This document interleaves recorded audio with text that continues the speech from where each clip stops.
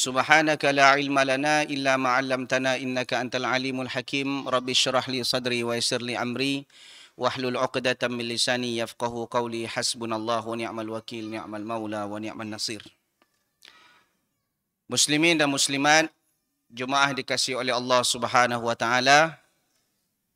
Bersyukur kita pada Allah Subhanahu wa taala.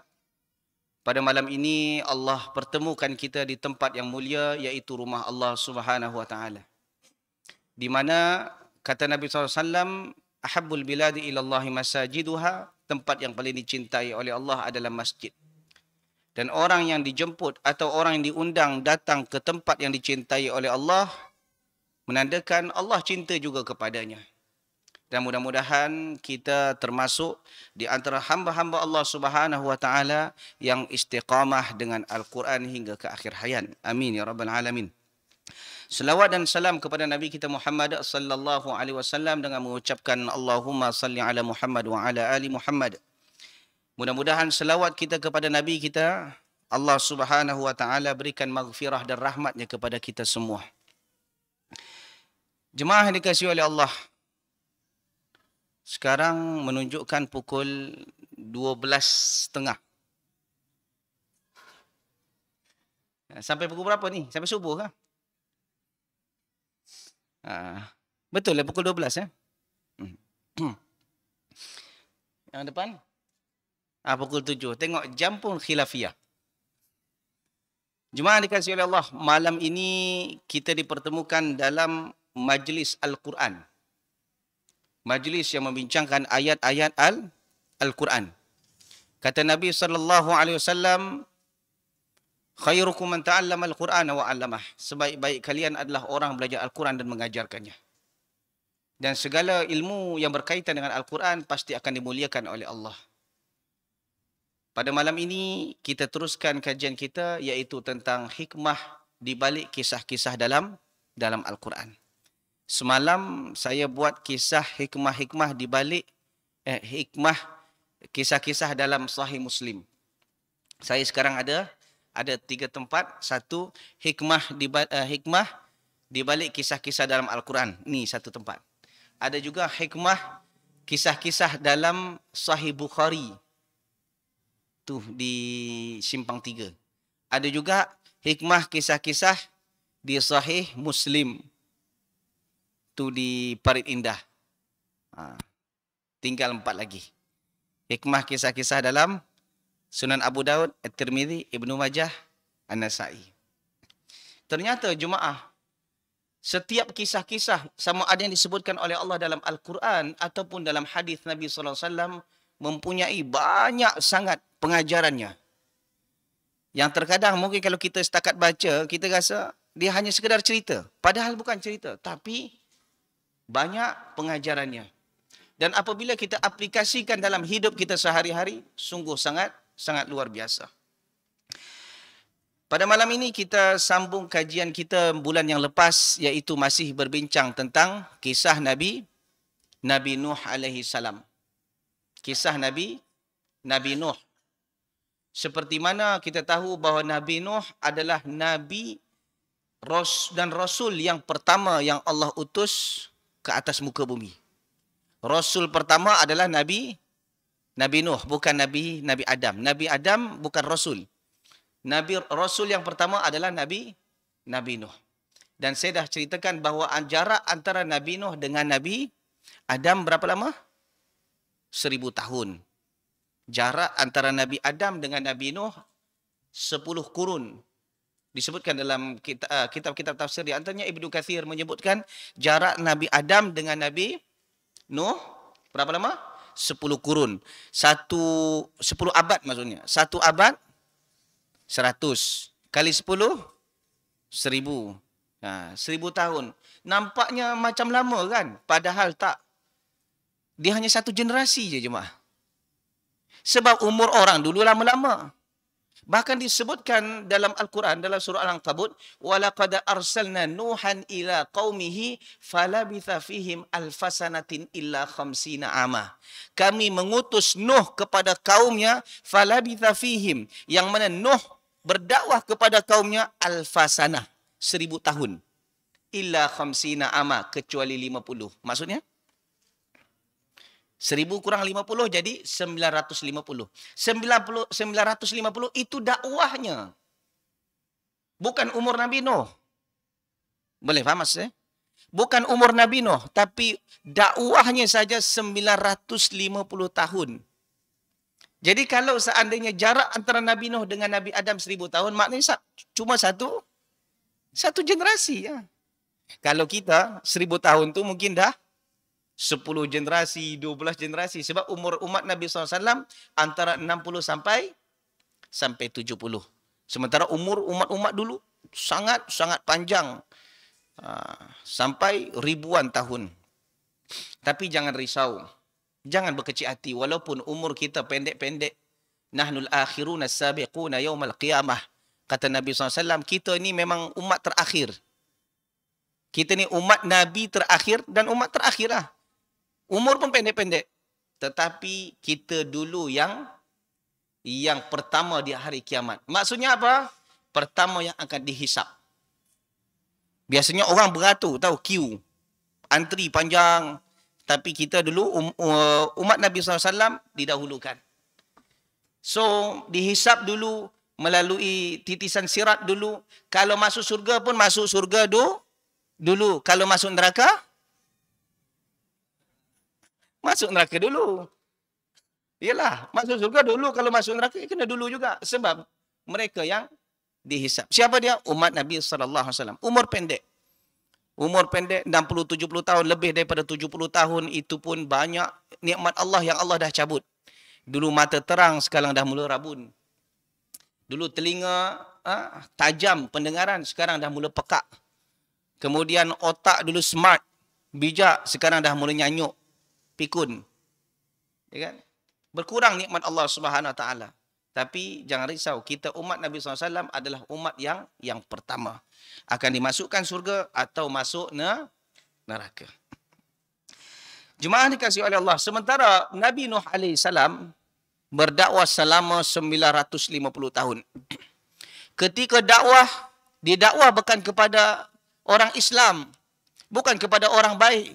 Bukan dakwah seperti saya. Saya dakwah Alhamdulillah bertemu dengan orang-orang baik yang dah rajin ke masjid, dah rajin solat berjemaah, dah cuba ikut sunnah Nabi SAW, menghidupkan sunnah Nabi SAW walaupun sedikit demi sedikit.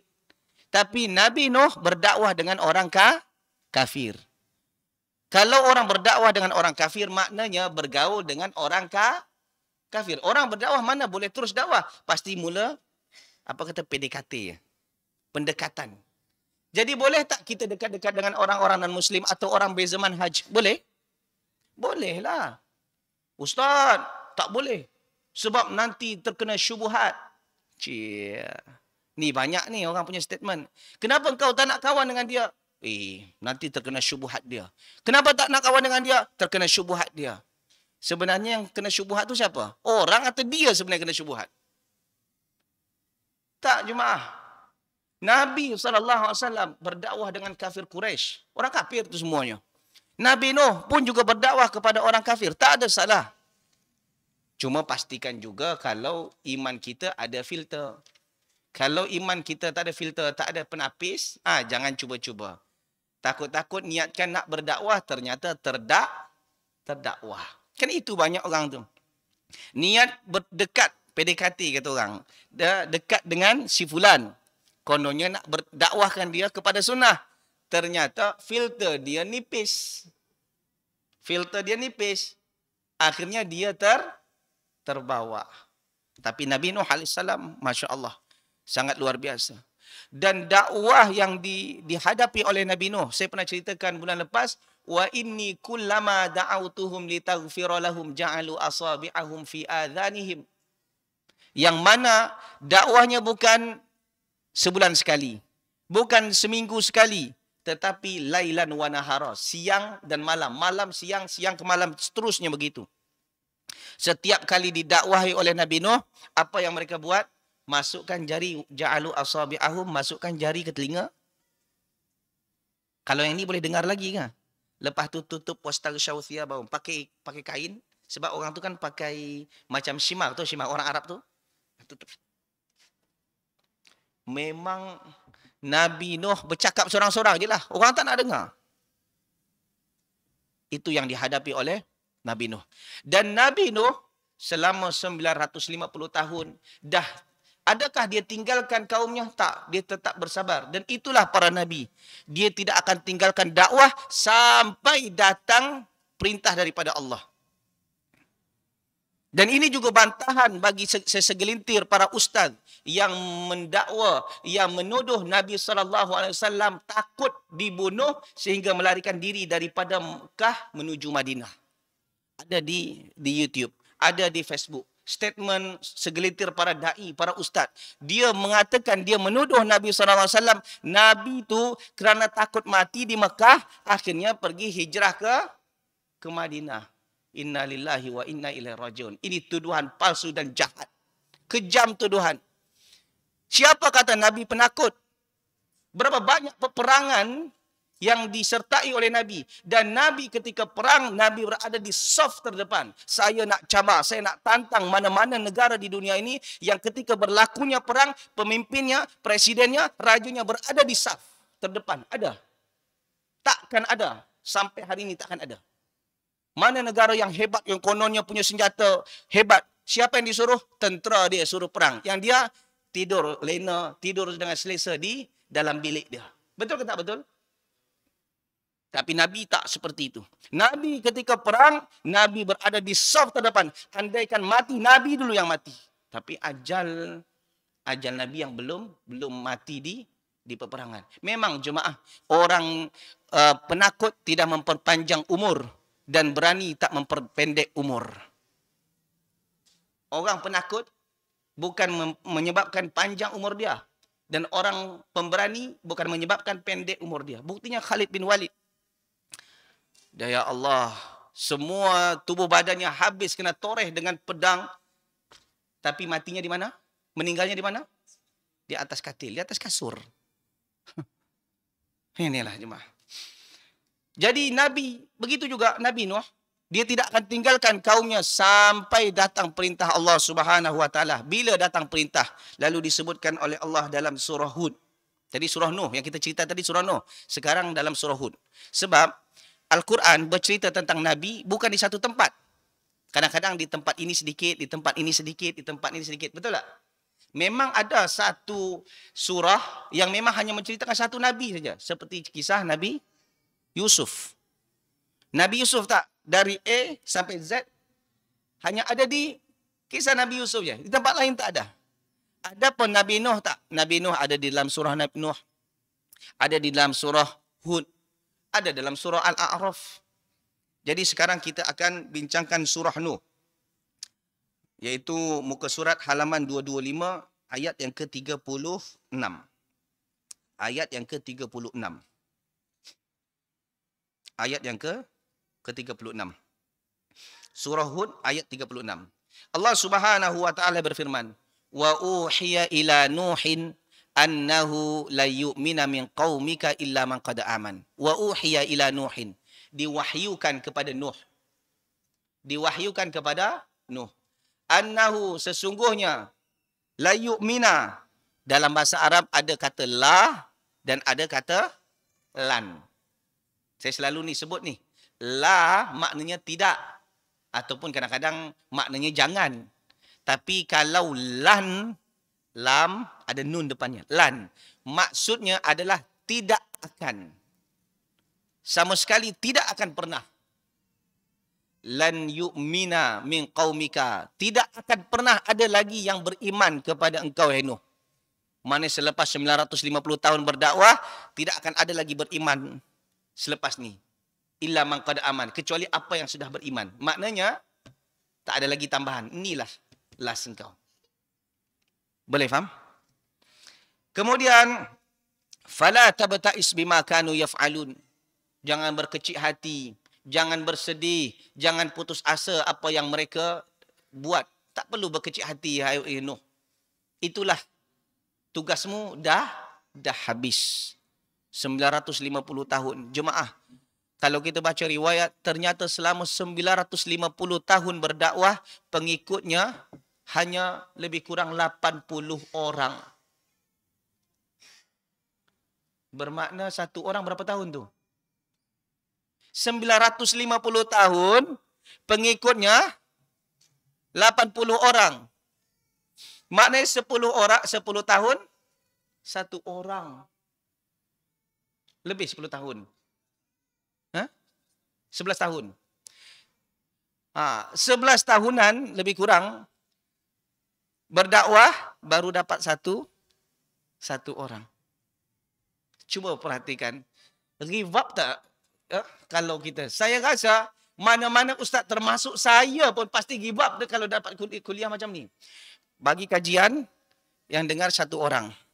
Dah 5 tahun duduk di sini satu orang juga. Bukan hanya sekedar give up. Pasti orang lain akan mencemooh. Orang lain pasti akan mengejek. Ustaz tu memang tak pandai berdakwah dia. Tengok. Jemaah jadi dulu satu je depan dia. Tapi memang jemaah, para ulama-ulama yang hebatnya. Ulama-ulama di Madinah. Ulama di Madinah yang buat halaqah-halaqah. Jemaah biasa tengok kan? Kalau pergi ke Madinah. Di Madinah itu ada halaqah majlis ilmu. Macam kita ni. Majlis ini seperti ini, ada yang lepas asar, ada yang lepas maghrib. Itu yang bagi kajian di situ bukan orang biasa jemaah. Ada profesor, ada doktor. Kalau dia pergi ke kampus, ramai tu pelajar dia. Tapi ketika dia bagi kajian, tahu kadang-kadang 2 orang aja duduk. Sedih ada pula saya tengok. Kadang-kadang sedih dan kadang-kadang tak tahu nak cakap. Syaitan pun cakap juga dengan saya. Apa kata syaitan? Hebat engkau pada ustaz tu, tengok tu. Dia besikkannya saya. Tengok, engkau bagi kajian sekejap, tengok ramai yang followers. Ini tu ulama tu duduk 2 orang je diri. 2 orang je duduk jemaah. Diberhenti tak? Cakap je terus. Tak semangat. Memang ulama-ulama Madinah luar biasa jemaah. Kesabarannya. Saya tengok macam ni. Mungkin macam ni lah orang-orang terdahulu berdakwah. Nabi Nuh 950 tahun 80 orang je. Agak-agaknya Nabi Nuh ni gagal ke berjaya dalam berdakwah? Saya nak tanya jemaah. Nabi Nuh ni gagal atau berjaya dalam berdakwah? Tak gagal. Kerana kejayaan seseorang dalam berdakwah bukan dilihat daripada ramainya followers. Tu ingat. Ramainya seseorang itu dikatakan berjaya dalam dakwah bukan dilihat daripada ramainya followers. Bukan. Kalaulah dilihat daripada ramainya followers, maka Nabi Nuh dikira gagal. Maka Nabi Nuh dikira gagal. Macam mana tak gagal? 950 tahun dakwah, 80 orang je ikut. Tapi bukan dilihat daripada ramainya followers. Dilihat daripada mana? Dilihat daripada keistiqomahan pengikutnya. Andaikan followers dia ramai, berjuta, tapi selepas kajian, yang merokok tetap merokok, yang tak solat tetap tak solat. Yang berjudi tetap berjudi. Masa kajian dia ketawa sama-sama. Adakah dikira berjaya? Tak. Kalla, wallahi, kalla. Ini bukan kejayaan. Kejayaan ketika dia berdakwah kepada orang, orang itu berubah daripada jahil menuju pengetahuan ilmu Islam. Minal zulumati ila nur. Daripada kezulumat, kegelapan, menuju ke cahaya terang menerang. Bukan dilihat daripada followers. Ustaz jealous? Tak. Kenapa saya jealous? Kerana saya tengok Nabi Nuh 80 orang, 950 tahun berdakwah. Kalau saya tengok, saya dengan dia, saya rasa lagi ramai followers saya daripada dia. Tapi ternyata Nabi Nuh termasuk Nabi Ulul Azmi. Tahu Ulul Azmi itu? Nabi yang yang mendapat cabaran, tantangan, ujian yang hebat. Dan dia bersabar. Sehingga disebutkan dalam surah Al-Ahqaf, Fasbir kama sabara ulul azmi minar rusul. Sabarlah engkau dalam berdakwah seperti mana sabarnya para nabi-nabi ulul azmi dalam berdakwah. Kita diusir sedikit je daripada majlis ilmu dah kecil hati. Ya kan? Kalau macam Nabi Nuh contoh, buat kajian di satu masjid. Lepas tu dah lama buat kajian, dah collect duit banyak-banyak, bangun masjid, bangun tandas, toilet, beli karpet, lepas tu diusir daripada masjid, kecil hati. Dalam hati, menyesal aku menyumbang di tempat itu. Kata. Ya kan? Pasti bercakap dalam hati. Pasti. Jangan tipu. Pasti. Di mulut mungkin tak cakap, tapi dalam hati pasti cakap. Kalau tahu aku macam ni, aku tak menyumbang tempat tu. Baru diusir dari tempat pengajian. Belum lagi cabaran, tantangan yang dihadapi oleh Nabi Nuh alaihissalam. Luar biasa Nabi Nuh. Ketika dah sampai masanya, hai Nuh, dah masanya engkau berhenti dakwah. Dah habis dah. Time-nya dah habis. Apabila Allah tetapkan, berhenti. Akhirnya Allah perintahkan lagi. Kalau yang beriman hanya ini, bermakna yang kafir, pasti akan dibinasakan oleh Allah. Memang begitulah cara umat-umat terdahulu. Siapa yang beriman kepada Allah dan Rasulnya, maka Allah akan selamatkan mereka. Tetapi barang siapa yang kufur, Allah binasakan di dunia sebelum datang azab yang besar di akhirat. Berbeza dengan umat Nabi Muhammad sallallahu alaihi wasallam. Allah katakan dalam Al-Quran, "Wa ma kana Allahu liyu'adzibahum wa anta fihim, wa ma kana Allahu mu'adzibahum wa hum yastaghfirun." Allah tidak akan mengazab satu kaum sementara engkau berada di tengah-tengah mereka, hai Muhammad. Maknanya engkau masih hidup, orang yang hidup berada sekelilingmu, Allah tak akan binasakan. Wa ma kana Allahu mu'adzibahum wa hum yastaghfirun. Allah tidak akan mengazab satu kaum yang kalau di kaum tersebut masih ada orang beristighfar, meminta ampun kepada Allah Subhanahu wa taala. Jadi sebenarnya kalau ada satu kaum, satu negeri aman, sebenarnya mereka berhutang kepada ahli masjid. Kerana di masjid ada orang beristighfar, minta ampun kepada Allah. Kalau satu kampung, satu negeri semuanya derhaka pada Allah Subhanahu wa taala, pasti Allah binasakan mereka. Bukankah Allah Subhanahu wa taala sebutkan dalam surah Al-A'raf, "Walau anna ahlal qura amanu wattaqau la fatahna 'alaihim barakatim minas sama'i wal ard." Dan jika satu kampung, satu negeri beriman dan bertakwa kepada Allah Subhanahu wa taala, maka kami bukakan pintu keberkatan dari langit dan bumi.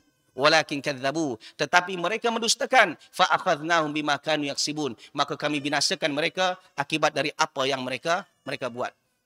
Jemaah dikasihi oleh Allah, bersyukur ada suara budak-budak, suara bayi di belakang. Menandakan masjid ini insya-Allah 30 tahun akan datang tetap menjadi masjid. Kalau suatu masjid, suatu surau tak dengar lagi suara kanak-kanak, tak dengar lagi, maka bersedih dan menangislah. Kerana tempat itu 20 tahun, 30 tahun yang akan datang akan menjadi sarang-sarang setan. Tapi kalau lagi bunyi suara kanak-kanak, kanak-kanak masih lagi bermain, ada yang menangis, ada yang ketawa, bunyi suara kanak-kanak, insya-Allah tak payah risau. Itu sebabnya masjid ini di antara yang saya tengok banyak atau ramai kanak-kanak. Kalau solat tengok tu. Apatah lagi kalau ada jemputan makan-makan, insya-Allah lagi ramai. Ramainya nanti masa makan ya jemaah. Duduk tak? Dia duduk situ. Jemaah dikasihi oleh Allah Subhanahu wa taala. Dah habis masanya berdakwah, akhirnya Allah binasakan yang tak beriman. Tapi umat Nabi Muhammad, Allah tak binasakan.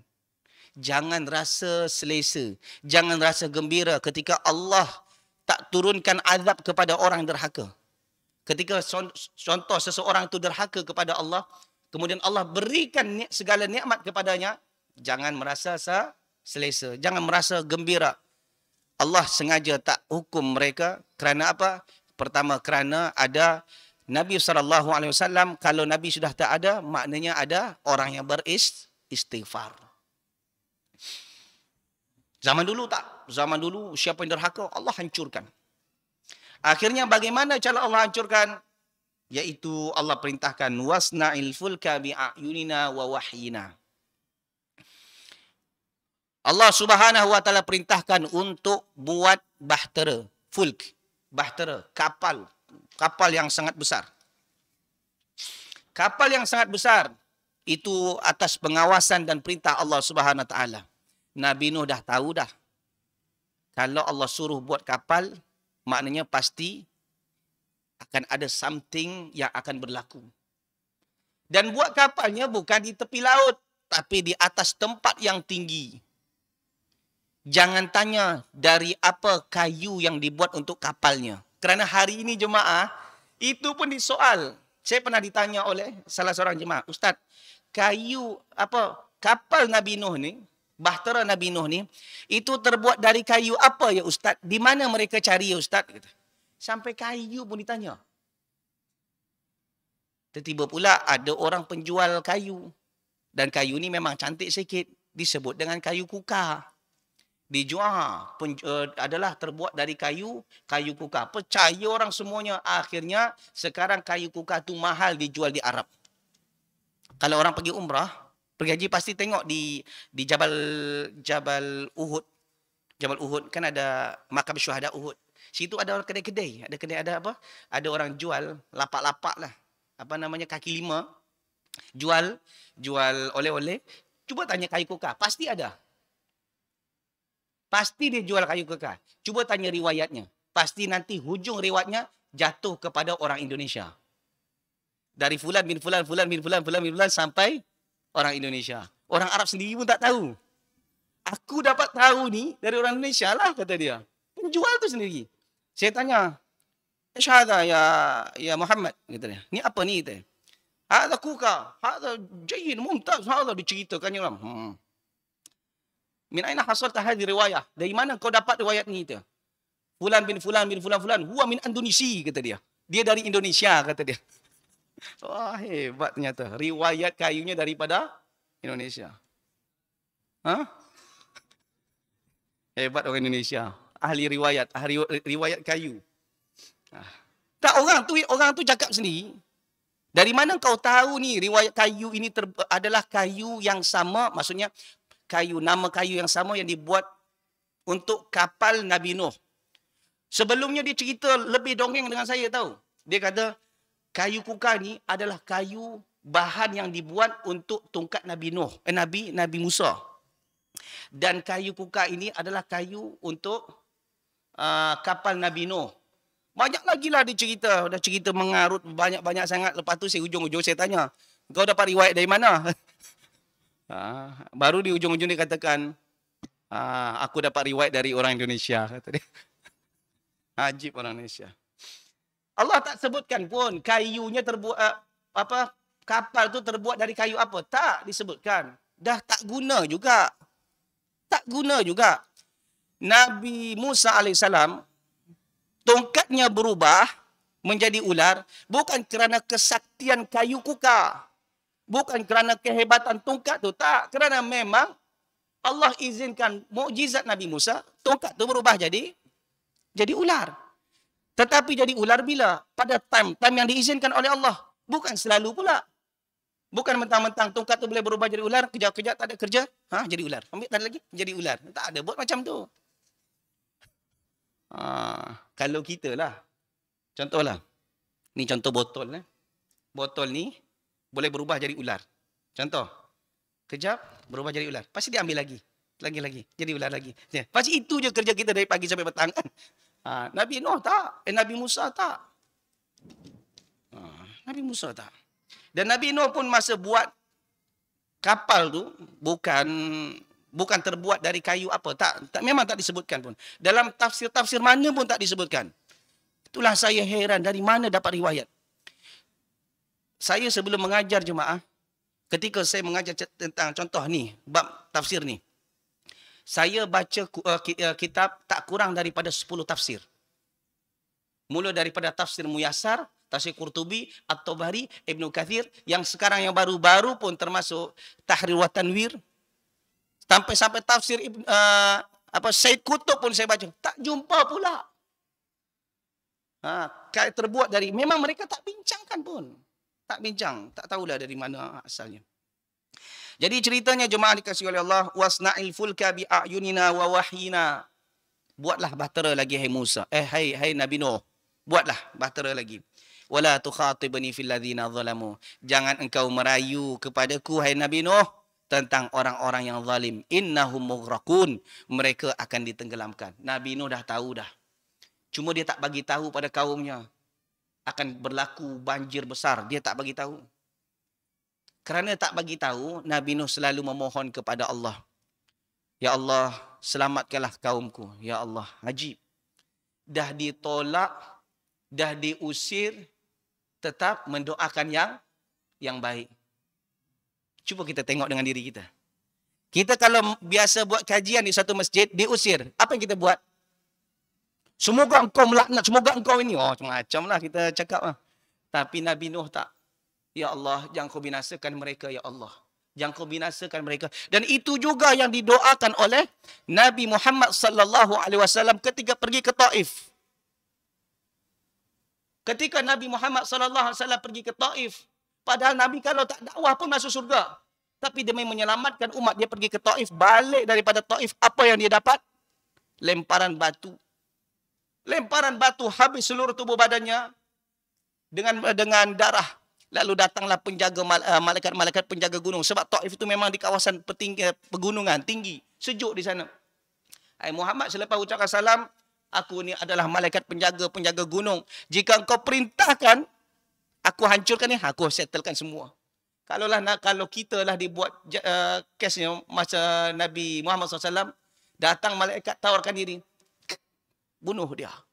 Tapi Nabi Muhammad kata, tak, innahum qaumun la ya'lamun. Mereka adalah kaum yang tidak mengetahui. Mungkin hari ini mereka menentang aku, mereka mengusir aku, tapi harap-harap suatu hari nanti keluar daripada sulbi-sulbi mereka orang-orang yang beriman kepada Allah. Dengan berkat doa Nabi SAW, sekarang Taif menjadi markas Al-Quran, khususnya di Faslus Saif, ketika musim panas. Kalau musim panas, semua tempat kawasan di Saudi itu panas. Panasnya boleh mencecah lebih daripada 40 derajat. Mungkin 45, 50 atau lebih. Tapi Taif masih lagi sejuk. Sehingga di Taif itu dibuat markas-markas halaqah Quran untuk selama Faslus Saif. Musim panas berlaku. Dan itu dibayar jemaah. Nak mengaji, bagi duit. Nak bagi duit. So jemaah kalau nak buat mengaji, pergi situ. Free. Dibagi duit lagi. Asbab berkat siapa? Berkat doa Nabi Muhammad SAW. Begitu juga ternyata Nabi Nuh. Dah diusir, diejek, tetap mendoakan kebaikan. Ini yang susah jemaah. Ini yang susah. Kita pun dah banyak dimaki hamun. Sedikit je dah melenting, panas. Telinga ni panas, hati menggelegak. Jemaah tahu tak? Di komen-komen video-video saya, bukan tak ada orang yang memaki hamun saya. Mengatakan saya bodoh pun ramai. Ada saya marah? Tak. Kenapa saya tak marah? Sebab saya tak baca komen. Itu caranya. Saya tak baca komen. Saya tengok komen sampai 200, 300, 400. Nak buat apa komen 400 ni? Itu pun dah dipadam sedikit. Kalau tak dilepaskan, mungkin dia sampai 1000 lebih tu komen. Marah saya. Kalau saya baca, mungkin saya marahlah. Sebab saya belum setikat dengan para Nabi. Nabi Nuh AS dah diusir pun dia katakan, ya Allah, selamatkanlah mereka, ya Allah. Ampunkan dosa mereka, selamatkan mereka. Tapi Allah katakan tak boleh lagi. Kemudian, sampai pukul berapa ni?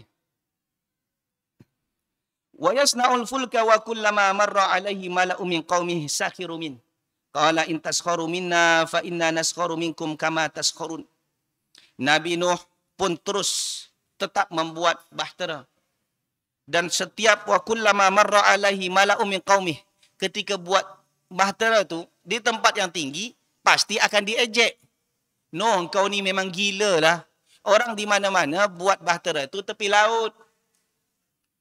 Ni kan sini ada tukang pancing kan? Kaki pancing. Kalau orang Malaysia namanya kaki pancing. Suka mancing tu kaki pancing. Pernah tak mancing tapi di tempat lacah sedikit? Kan ada ni parit-parit kecil kan? Pernah buat mancing situ? Tak pernah kan? Mancing di tempat sungai, di laut, ya kan? Itulah fitrahnya. Takkan mancing di tempat kering macam-macam ni. Situ ada pasir situ. Ada orang mancing di tempat pasir? Tak ada kan? Gila lah kau. Macam tu kan orang cerita tengok Nabi Nuh. Orang buat bahtera tu, buat kapal di tepi laut. Itu logik. Engkau buat di tepi, berada di tempat tinggi. Di atas bukit. Wow. Ini memang gila lah engkau. Akhirnya sakhirumin. Setiap kali kaum mereka melintas di kawasan tempat Nabi Nuh membangun bahtera tersebut, sakhirumin. Mereka mengejek Nabi Nuh. Maka Nabi Nuh mengatakan, qala in taskharu minna fa inna naskharu minkum kama taskharun. Engkau mengejek kami kan? Tak ada apa. Ha?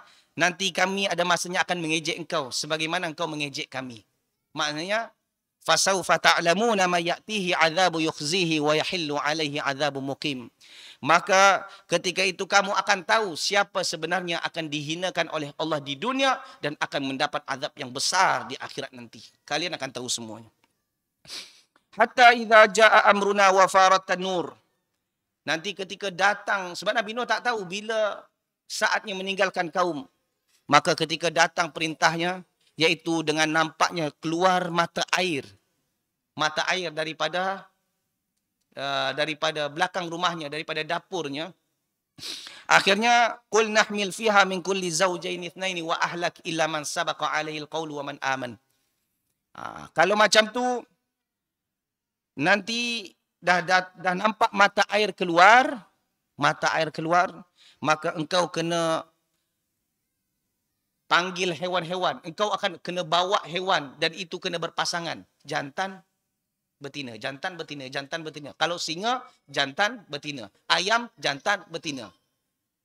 Kenapa tak bawa jantan dengan jantan? Kalau jantan dengan jantan, macam mana nak berkembang biak? Kenapa tak betina dengan betina? Tak boleh berkembang biak. Memang Allah jadikan segala sesuatu itu berpasangan. Dan itu fitrah, dan itu sunatullah. Hari ini, itu binatang jemaah. Hari ini ada manusia kononnya berakal, tapi suka sesama jenis. Suka sesama jenis. Lepas tu supaya dapat perakuan daripada orang, mengaku pula, aku tengah mengandung. Lepas tu, letak bantal. Kan ada sekarang perut palsu kan? Perut palsu. Buat pula di sosial media, aku tengah mengandung, kata dia. Lepas tu, beberapa bulan lagi, mana kandungannya? Keguguran. Alah, mana mungkin kau mengandung, boy? Engkau bukan perempuan, engkau lelaki. Jangan berpura-pura menjadi perempuan. Terima takdir Allah. Kalau Allah katakan kau jadi lelaki, jadi lelaki. Kalau kau jadi perempuan, jadi perempuan. Ngapa nak tukar sangat sunnatullah? Tak terima dengan takdir Allah. Cuma ni kasih Allah. Ada tak orang macam tu? Ada kan? Keras sangat kan? Tak kan? Saya memang macam tu jemaah. Saya perangai-perangai orang yang pelik-pelik tu. Kenapa tukar ciptaan Allah? Tak perlu tukar ciptaan Allah.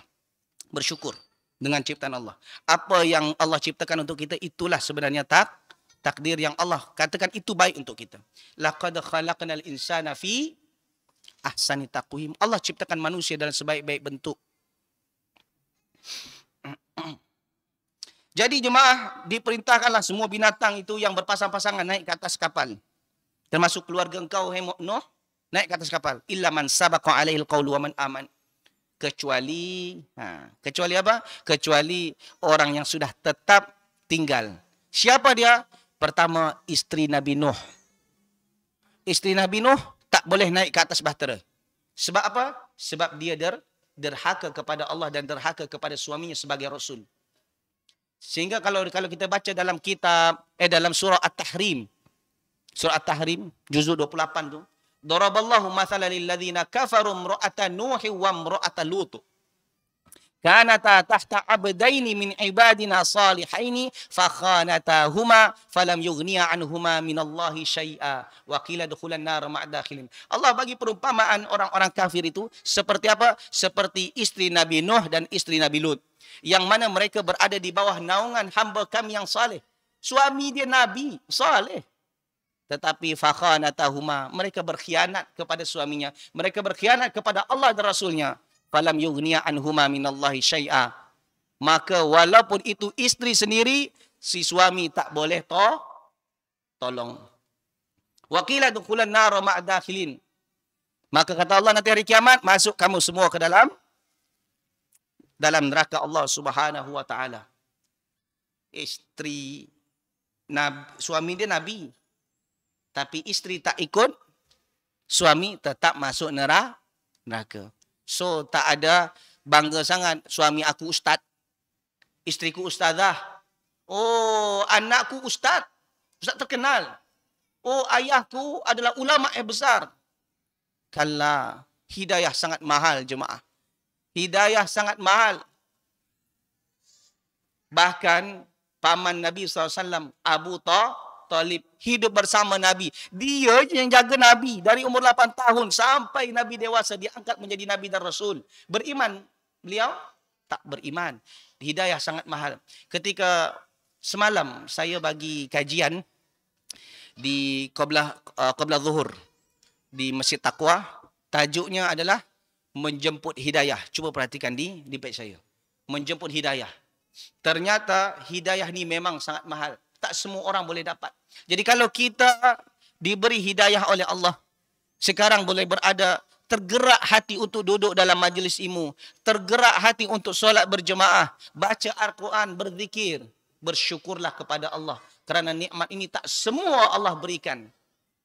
Adakah Allah ini jahat sehingga Allah hanya bagi kepada orang tertentu? Tak.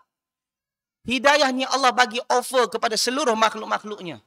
Tetapi ada yang ambil, ada yang tak ambil. Azan?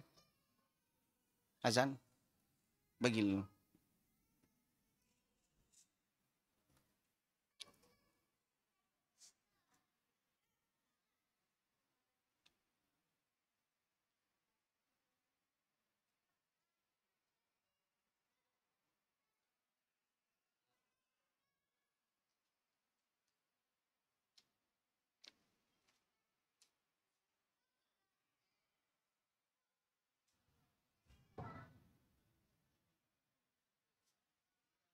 Allahu Akbar, Allahu Akbar. Allahu Akbar, Allahu Akbar. Asyhadu an la ilaha illallah. Asyhadu an la ilaha illallah.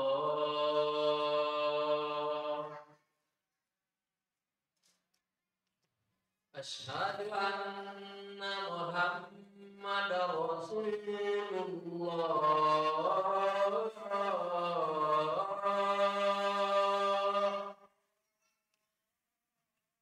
Asyhadu anna Muhammadar Rasulullah.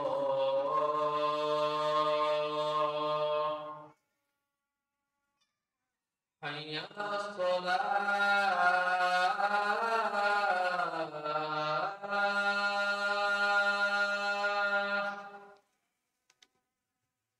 Hayya 'alas shalah.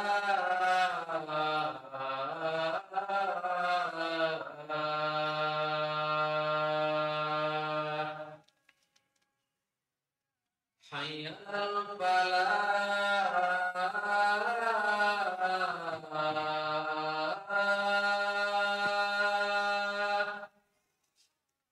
Hayya 'alal falah.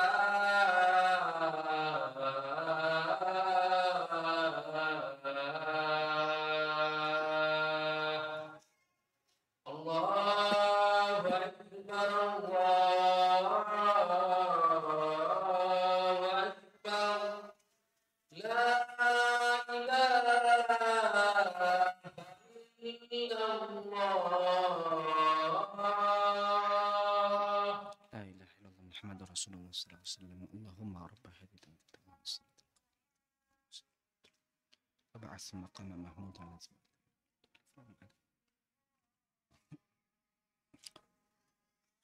Jemaah yang dikasihi oleh Allah Subhanahu wa taala. Allah Subhanahu wa taala jadikan seseorang itu kafir atau menjadi orang beriman bukan paksaan. Jangan ada punya statement, kenapa engkau bermaksiat? Sebab Allah takdirkan aku menjadi ahli maksiat. Ketika orang kafir, kenapa engkau kafir? Sebab Allah takdirkan aku jadi kafir. Tak. Semuanya adalah pilihan kita sendiri. Dan itu sayangnya Allah pada kita. Di dalam surah Al-Insan ayat yang ketiga, Inna hadainahu sabila imma syakira wa imma kafura. Sesungguhnya kami telah berikan petunjuk satu jalan. Jalan yang mana? Jalan menuju syurga atau jalan menuju neraka. Imma syakiran wa imma kafura. Ada yang bersyukur, yaitu mengambil jalan hidayah. Wa imma kafura. Ada juga yang mengambil jalan kekufuran. Jadi itu pilihan sendiri dan terima akibatnya sendiri. Kalau Allah berikan kita nikmat hidayah, bersyukurlah pada Allah. Kerana nikmat ini tak semestinya kekal hingga ke akhir hayat. Saya selalu sebutkan ini, kenapa jemaah? Ini sebenarnya untuk ingatkan diri saya sendiri. Jangan kita lupa, jangan kita macam terbang di atas awang-awang sehingga kita lupa siapa diri kita sebenarnya. Kita selalu tengok kekurangan orang sampai kita lupa dengan kekurangan diri sendiri. Kita sibuk dengan apa jasa si fulan untuk Islam, tapi kita lupa dengan diri kita, apa jasa kita untuk Islam. Kadang kita baru buat kerja sedikit untuk Islam, kita merasa Islam banyak berhutang budi pada kita. Ada segelintir orang meyakini, kalau tak ada dia, maka tak akan jalan Islam ini. Kalau tak ada dia, maka masjid ini akan sunyi. Kalau tak ada dia, maka dakwah ini akan berhenti. Kala, sekali-kali tidak. Allah Subhanahu Wa Taala sebutkan dalam surah Muhammad, wa in tatawallau yastabdil qauman ghairakum thumma la yakunu amsalakum. Jika kamu berpaling daripada agama Allah, Allah tak rasa takut pun. Allah akan yastabdil qauman ghairakum. Allah akan ganti kaum yang lain. Thumma la yakunu amsalakum. Mereka tidak sama seperti kamu. Maknanya mereka akan bermujahadah untuk membela Islam ini. Cuma ketika Islam dah berjaya, persoalannya, pertanyaannya, di mana posisi kita ketika itu? Apa sumbangsih kita? Apa pengorbanan kita untuk Islam ini? Jemaah yang dikasihi oleh Allah, untuk mempersingkat masa. Ini sebenarnya kisah ini masih panjang lagi, belum habis lagi ni. Namun ada beberapa hikmah yang boleh kita petik daripada kisah tadi, iaitu pertama, kejayaan atau keberhasilan seseorang dalam berdakwah bukan dilihat daripada ramai followers. Tapi dilihat daripada mana? Dilihat daripada keistiqomahan followers dia. Mungkin followers dia hanya 1 atau 2 orang, tapi ternyata istiqomah. Itu jauh lebih baik daripada ketika dia bagi kajian yang hadir 1 juta orang, ketika dia bagi kajian lawak, orang ketawa, ketika dia bagi kajian sedih, orang menangis, tetapi habis kajian, orang yang maksiat tetap bermaksiat, yang solat, yang biasa tinggalkan solat, tetap tinggalkan solat. Maka ini dikatakan tak berjaya dalam dakwah. Yang kedua, jangan bersedih hati ketika kita diejek oleh orang jahil. Kalau kita istiqamah dengan agama Islam, pasti akan ada orang mengejek. Pasti akan ada orang mengejek. Dan jangan bersedih hati, kerana ejekan itu akan berakhir ketika kita meninggalkan dunia ini.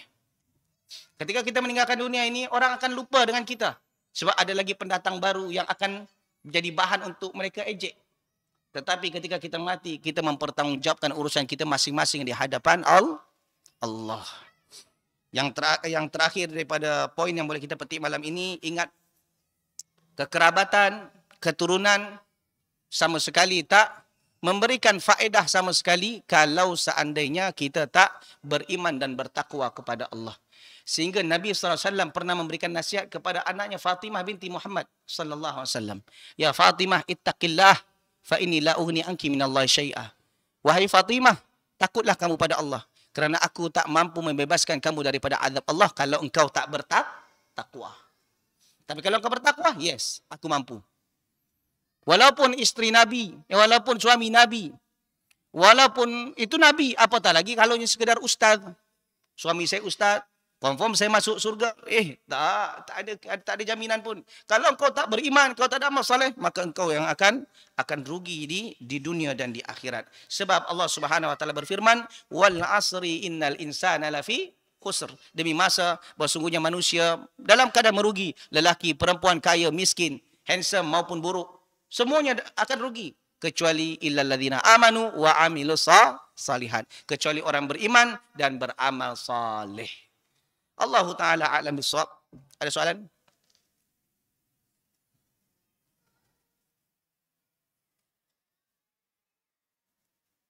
Tak ada? Okey, tak ada. Faham tak jemaah saya? Saya cakap saya. Faham kan? Okey. Tak, saya sebab tadi dah berapi-rapi sangat. Kalau tak faham memang sedih kecil hati saya. Saya bukan seperti Nabi Nuh. Bagi kajian orang tutup telinga. Orang boleh. Itu Nabi Nuh. Saya tak. Jangan angguk-angguk je nak bagi senang hati ustaz. Faham? Pada dalam hatinya, apa yang ustaz cakap tadi tu? Okey, itu saja yang boleh saya kongsikan pada malam ni. Ada betul datang dari Allah, silap salah berpunca daripada kebodohan dan kejahilan saya sendiri. Subhanakallah bihamdika asyhadu an la ilaha illa anta astaghfiruka wa atubu ilaik. Assalamualaikum warahmatullahi wabarakatuh.